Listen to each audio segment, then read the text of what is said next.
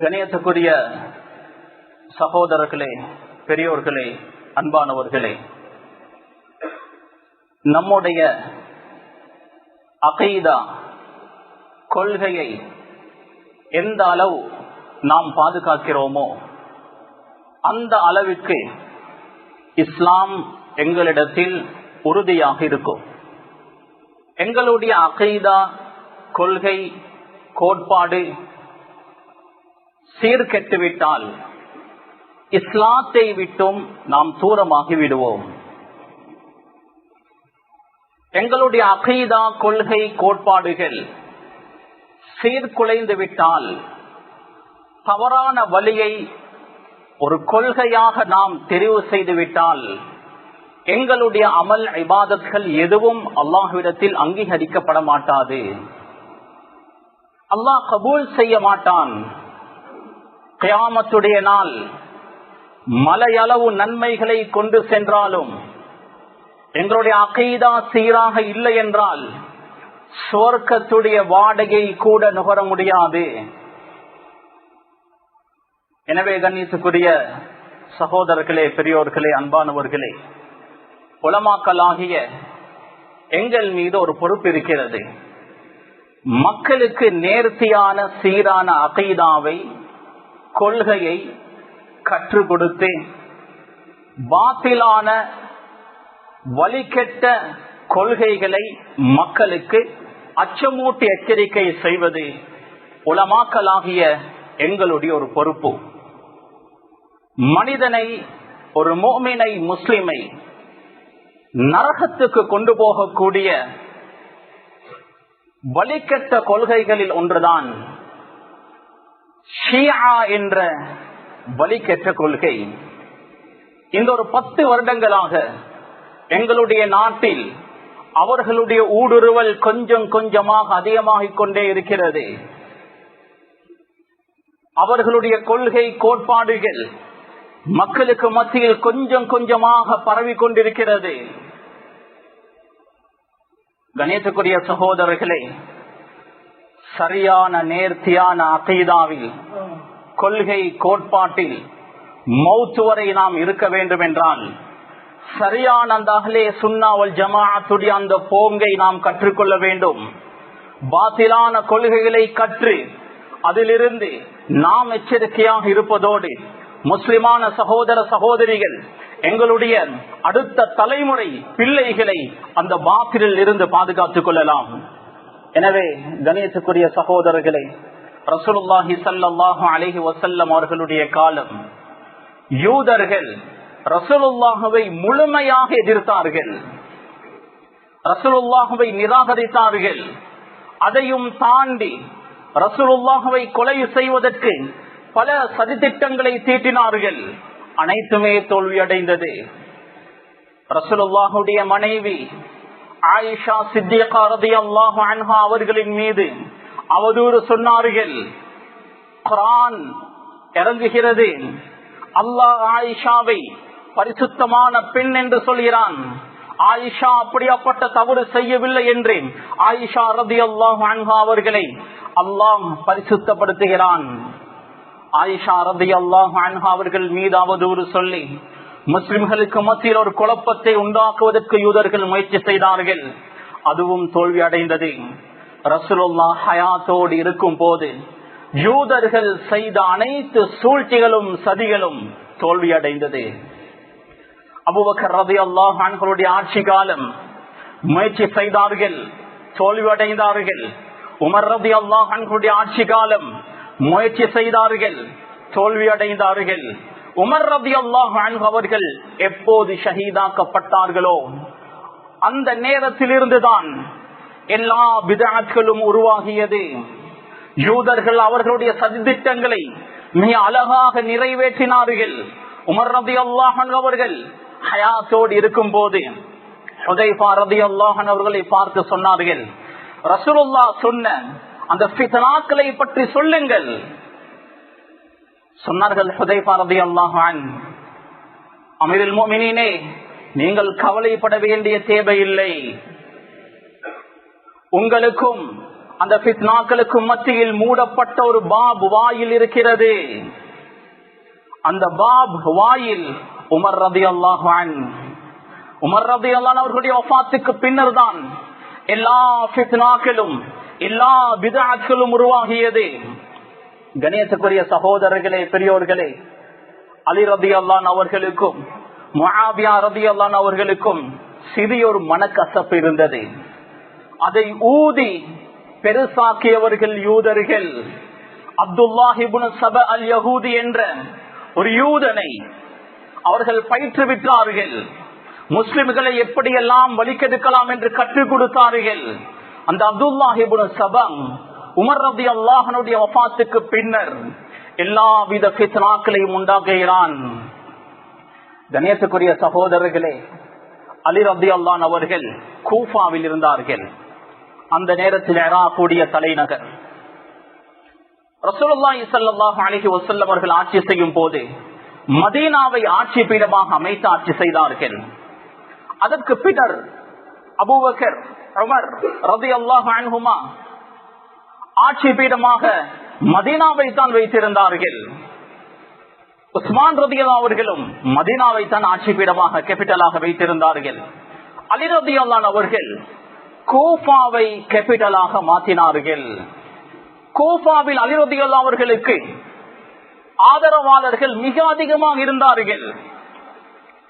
கணேசக்குரிய சகோதரர்களே, கூஃபாவில் ஷியாத்து அலி, அலி ரலியல்லாஹு அவர்களுக்கு ஆதரவு தெரிவிப்பதற்கு பெரும் ஒரு கூட்டமே இருந்தது. அப்துல்லாஹ் இப்னு சபா இதை தனக்கு சாதகமாக பயன்படுத்திக் கொண்டான். அந்த அலி ரலியல்லாஹு அவர்களை நேசிக்கக்கூடியவர்களிடத்தில் அலி ரலியல்லாஹு அவர்களை பற்றிய கூடுதலான முஹப்பத்தை ஏற்படுத்தினான். குருட்டுத்தனமான முஹப்பத்தை, அன்பை ஏற்படுத்தினான். எந்த அளவுக்கு என்றால் அலி ரலியல்லாஹு அவர்கள் மீது அதிகம் நேசம் வைத்த அந்த மக்கள் லா இலாஹ இல்லா அலி, அலிதான் இரட்சகன், அலிதான் கடவுள் என்று சொல்ல ஆரம்பித்தார்கள். அலி ரலியல்லாஹு அவர்கள் அல்லாஹுடைய அவதாரம், அல்லாஹ்தான் அலி ரலியல்லாஹுடைய தோற்றத்தில் இந்த பூமியில் வாழ்கிறார் என்று அவர்கள் சொல்லி வந்தார்கள். அலி ரலியல்லாஹு அன்ஹு அவர்கள் அந்த மக்களை எச்சரித்தார்கள். நான் அல்லாஹ் அல்ல, நீங்கள் தவறான பாதையில் செல்கிறீர்கள். அப்படி சொல்லியும் கூட அவர்கள் ஏற்றுக்கொள்ளவில்லை. அலி ரலியல்லாஹு அன்ஹு அவர்கள் யாரெல்லாம் தன்னை அல்லாஹ் என்று சொன்னார்களோ அனைவர்களையும் தீயிட்டு எரித்தார்கள். அந்த நேரத்தில் சஹாபாக்களுக்கு மத்தியில் ஒரு சலசலப்பு இருந்தது. ரப்புன்னார், நெருப்பினுடைய இரட்சகனால் தான் நெருப்பால் வேதனை செய்யலாம் என்று ரசூலுல்லாஹ் சொல்லியிருக்கிறார்கள். அலி ரலியல்லாஹு அவர்கள் பெரும் ஒரு தவறு செய்து விட்டார்கள் என்று பேசிக் கொண்டார்கள். அந்த நேரத்தில் இப்னு மஸ்ஊத் ரலியல்லாஹு அன்ஹு அவர்கள் சொன்னார்கள், இல்லை, அலி ரலியல்லாஹு அவர்கள் சரியாகத்தான் செய்திருக்கிறார். காரணம், அவர்களை பொறுத்த வகையில் அவர்களுடைய அல்லாஹ் அலிதான். அதனால் அலி ரலியல்லாஹு அவர்கள் அவர்களை தீயிற்று கொலை செய்தது தவறல்ல என்று சொன்னார்கள். கணியத்துக்குரிய சகோதரர்களே, பெரியோர்களே, யாரெல்லாம் அலி ரலியல்லாஹு அவர்களை அல்லாஹுவாக ஏற்றுக்கொண்டார்களோ அவர்களுக்கு சொல்லப்படும் சபாஇயா, இவர்களுடைய கொள்கை கோட்பாடு. அலி ரலியல்லாஹு அவர்கள் வஃபாத்தாகியதற்கு பின்னர் ஈராக்கில் இருக்கக்கூடிய ஒரு மலையில் அலி ரலியல்லாஹு அன்ஹுவுடைய ஜனாஸா வைக்கப்பட்டது. மலக்குமார்கள் ஜனாஸாவை தூக்கிக் கொண்டே வானத்துக்கு போய்விட்டார்கள். அலி ரலியல்லாஹு அன்ஹு அவர்களுடைய உயிர்தான் இந்த பூமியை ஆண்டு கொண்டிருக்கிறது என்று அவர்கள் நம்புகிறார்கள். இவர்களில் இருந்து சபாஇயா என்ற இந்த கூட்டத்தில் இருந்து இன்னொரு கூட்டம் பிரிகிறது, மன்சூரியா. இவர்களுடைய கோட்பாடு, அலி ரலியல்லாஹு அன்ஹு அவர்கள் அல்லாஹ் அல்ல, கடவுள் அல்ல, ஆனால் ரசூலுல்லாஹ், அல்லாஹ்வுடைய ஒரு தூதர், அவருக்கு வஹி அறிவிக்கப்பட்டது. அப்படி என்றால் முஹம்மது ஸல்லல்லாஹு அலைஹி வஸல்லம் அவர்களை பற்றி இவர்கள் என்ன சொல்கிறார்கள்? இந்த மன்சூரியா என்ற குழு ரெண்டு கூட்டமாக பிரிகிறார்கள். அலவியா, ஹாஷிமியா. அலவியாக்கள் சொல்கிறார்கள் ஜிப்ரீல் அலைஹிஸ்ஸலாம் முஹம்மது ஸல்லல்லாஹு அலைஹி வஸல்லம் அவர்களுக்கு வஹி கொண்டு வரவில்லை. அலி ரலியல்லாஹு அவர்களுக்கு தான் வஹி கொண்டு வந்தார். அந்த நேரத்தில் அலி ரலியல்லாஹு அவர்களும் முஹம்மது ஸல்லல்லாஹு அலைஹி வஸல்லம் அவர்களும் ஒரே இடத்தில் அமர்ந்திருந்தார்கள். தவறுதலாக வஹியை முஹம்மதிடம் கொடுத்து விட்டார். இது அலவியா என்ற பிரிவை சார்ந்தவர்களுடைய அகைதா கொள்கை.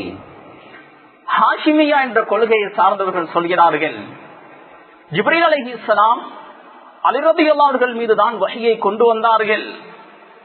ஆனால் முஹம்மது நஊதுபில்லாஹ் முஹம்மது ஸல்லல்லாஹு அலைஹி வஸல்லம் தனது மகள் ஃபாத்திமாவை அலி ரலியல்லாஹு அவர்களுக்கு திருமணம் செய்து வைத்து நுபுவத்தை நபித்துவத்தை எடுத்துக்கொண்டு விட்டார்.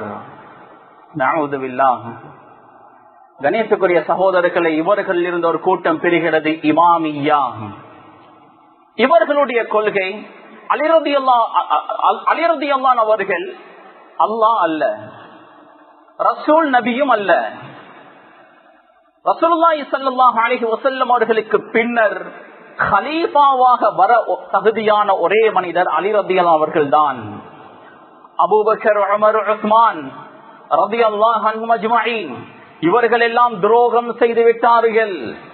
அலி ரலியல்லாஹு அன்ஹு அவர்களிடமிருந்து கிலாஃபத்தை அநியாயமாக பறித்து கொண்டு விட்டார்கள் என்று அவர்கள் உறுதியாக நம்புகிறார்கள். கணேசக்குரிய சகோதரர்களை, இப்படி ஷியாக்களுடைய பிரிவுகளை சொல்லிக் கொண்டே போகலாம். கிட்டத்தட்ட 22 பிரிவுகள் இருக்கிறார்கள். இந்த 22 பிரிவுகளும் ஒவ்வொரு பிரிவும் பல பிரிவுகளாக பிரிகிறது. 50க்கும் மேற்பட்ட கூட்டங்கள். ஒவ்வொரு கூட்டமும் அடுத்த கூட்டத்தை காஃபிர் என்று சொல்வார்கள். கணியத்துக்குரிய சகோதரர்களே, பெரியோர்களே, அன்பானவர்களே, எங்களிடத்தில் குதுபு சித்தா இருக்கிறது. புகாரி, முஸ்லிம், திர்மிதி, இப்னு மாஜா, நசை, அபூதாவுத் என்று 6 கிரந்தங்களை நாம் சொல்வோம். ஷியாக்களிடத்தில் அல் ஜவாமிஉ ஸமானியா 8 கிரந்தங்களை அவர்கள் சொல்வார்கள். காஃபி, இஸ்திபுசார், தஹ்தீப் என்று 8 கிரந்தங்கள் அவர்கள் வைத்திருக்கிறார்கள். எங்களுடைய நிலைப்பாடு என்ன? முதலாவது குர்ஆன், அதற்கு பின்னர் தான் இந்த ஹதீஸுடைய கிரந்தங்கள். ஆனால் இவர்களுடைய கோட்பாடு, குர்ஆன் என்பது இமாமுன் சாமி, மௌனமாக இருக்கக்கூடிய ஒரு இமாம் தான். குர்ஆனுடைய பல வசனங்களை அவர்கள் மறுக்கிறார்கள். குர்ஆன் மாற்றப்பட்டதாக அவர்கள் நம்புகிறார்கள். இவர்கள் முதலாவது ஏற்றுக்கொள்வது இவர்களுடைய இந்த 8 கிரந்தங்களை தான். அதற்கு பின்னர் தான் குர்ஆன். நஊதுபில்லாஹ். கணேசக்குரிய சகோதரர்களே, நேரம் மிக குறைவாக இருக்கிறது. இது மிக நீளமான ஒரு தலைப்பு.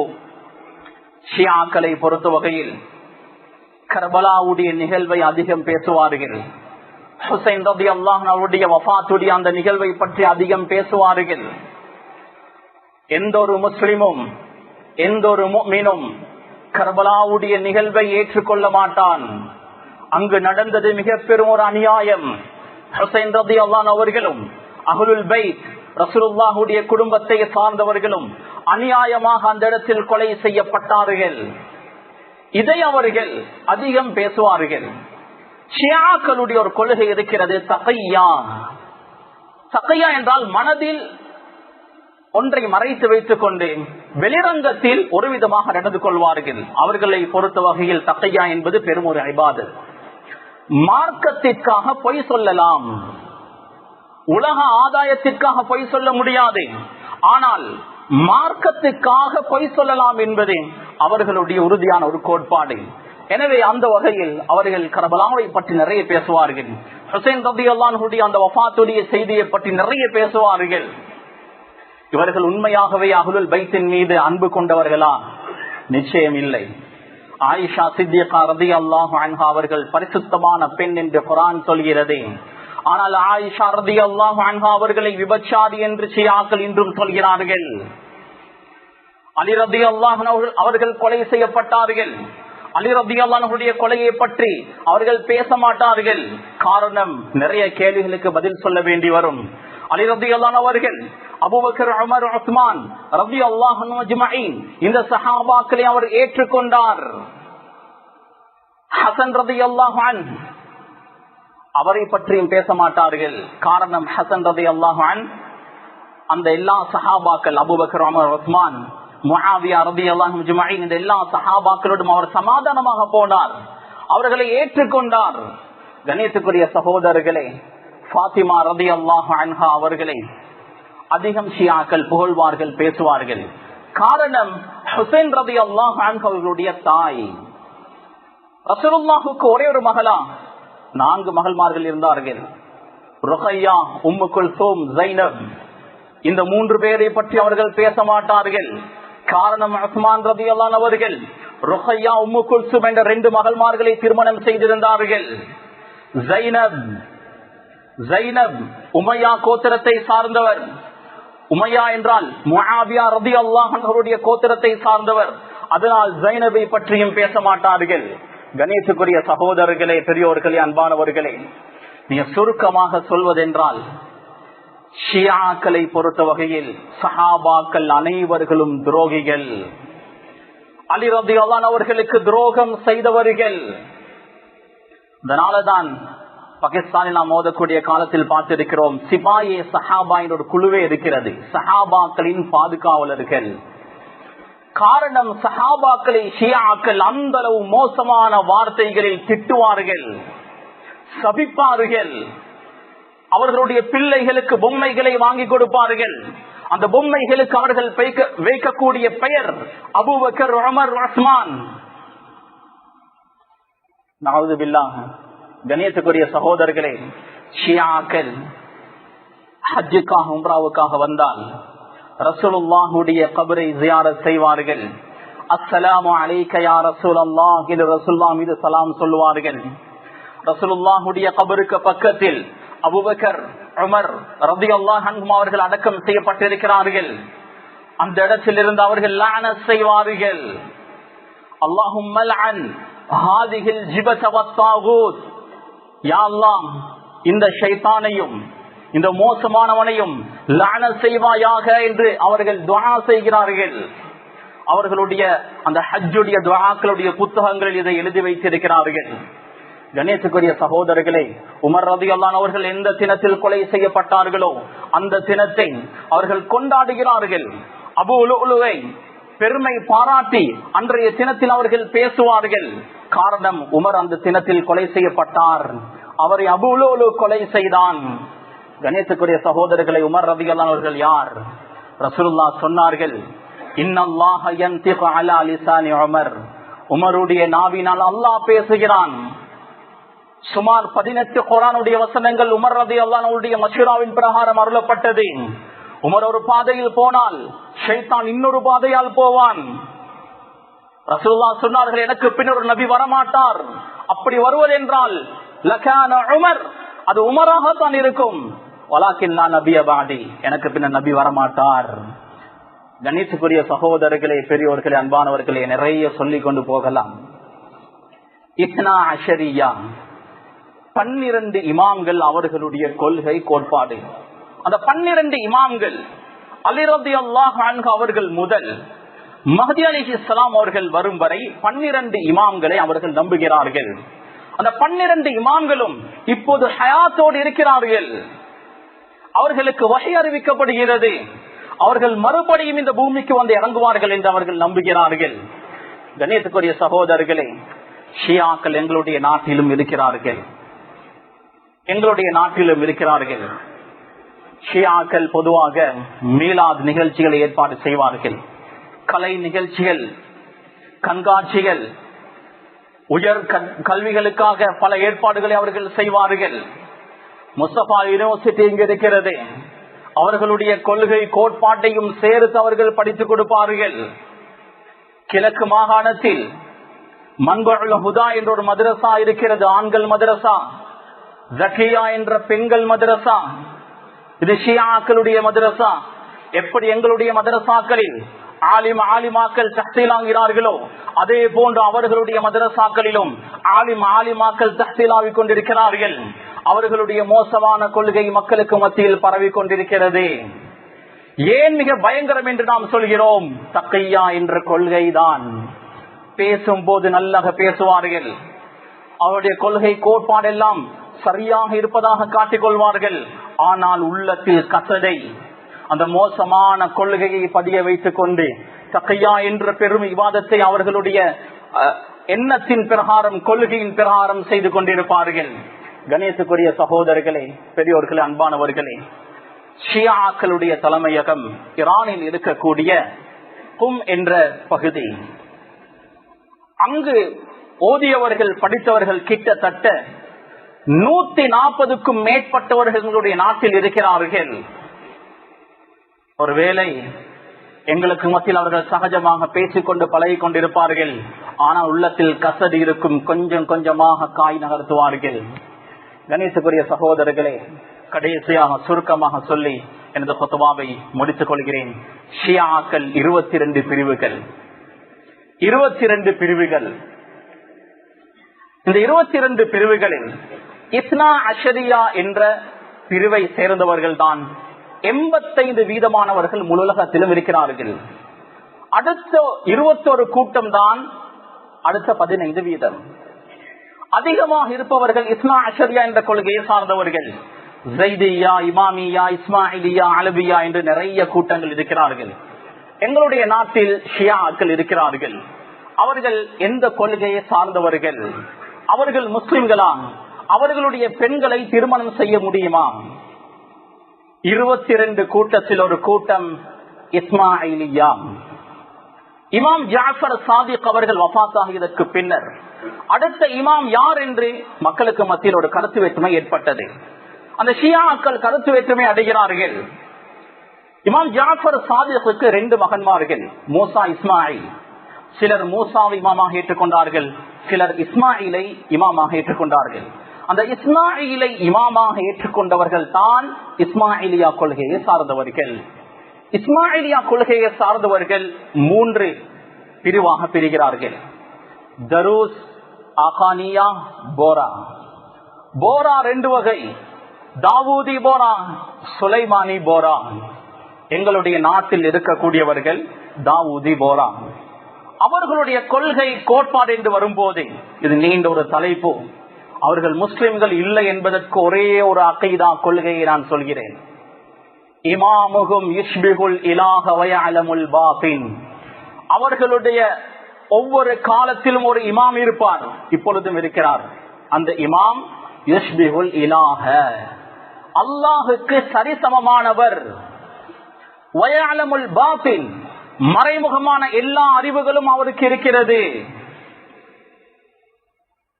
அல்லாஹுக்கு இணையாக இன்னொருவரை வைத்தால் அவன் முஸ்லிம் அல்ல, முஷ்ரிக். இல்முல் கைப் அது அல்லாஹுக்கு மாத்திரமே சொந்தமானது. மறைமுகமான அறிவு எனக்கு இருப்பதாக யாராவது சொன்னால் அல்லது இன்னொருவனுக்கு இருப்பதாக நம்பினால் அவன் இஸ்லாத்தை விட்டு வெளியேறி விடுவான். எனவே கண்ணியத்துக்குரிய சகோதரர்களே, பெரியோர்களே, அன்பானவர்களே, இந்த வழிகெட்ட கொள்கை சமீப காலமாக எங்களுடைய நாட்டில் பரவிக்கொண்டே இருக்கிறது. உலமாக்களாகிய எங்களுடைய ஒரு பொறுப்பு இருக்கிறது. மக்களுக்கு ஹக்கை காட்ட வேண்டும். பாத்திலை சுட்டி காட்டி பாத்திலை எச்சரிக்கை செய்வது உலமாக்களாகிய எங்களுடைய பொறுப்பு. எனவே மிக எச்சரிக்கையாக இருப்போம். ரப்பல் ஆலமீன் எங்களுடைய அகீதாவை, கொள்கைகளை சீராக்குவானாக. யா அல்லாஹ், யா ரஹ்மானே, கண்ணியமிக்க எஜமானே, யா அல்லாஹ் நாம் பாவிகள், யா அல்லாஹ் தவறு செய்யக்கூடியவர்கள், யா அல்லாஹ் எங்களுடைய எல்லா பாவங்களையும் மன்னிப்பாயாக, எல்லா குற்றம் குறைகளையும் மன்னித்து மறைப்பாயாக. அஹ்லே சுன்னா வல் ஜமாஅத் என்ற சரியான கொள்கை கோட்பாட்டில் மௌத்து வரை வாழக்கூடிய பாக்கியத்தை எங்களுக்கு தருவாயாக. இறுதி நேரத்தில் கலிமாவோடு வஃபாத்தாகக்கூடிய பாக்கியத்தை தருவாயாக. ஜன்னத்துல் ஃபிர்தௌஸை எங்களுக்கு வாஜிபாக்குவாயாக. ரசூலுல்லாஹ்வோடு சொர்க்கத்தில் வாழக்கூடிய பாக்கியத்தை எங்களுக்கு யா அல்லாஹ் நசீபாக்குவாயாக. யா அல்லாஹ் உன்னை நேருக்கு நேர் பார்த்து பேசக்கூடிய பாக்கியத்தை நசீபாக்குவாயாக. முனாஜாத்தை எங்கள் அனைவர்களுக்கும் நசீபாக்குவாயாக. நல்ல மௌத்தை, கலிமாவுடைய மௌத்தை எங்களுக்கு தருவாயாக. ஆமீன். வ ஆகிரு தஅவானா அனில் ஹம்துலில்லாஹி ரப்பில் ஆலமீன்.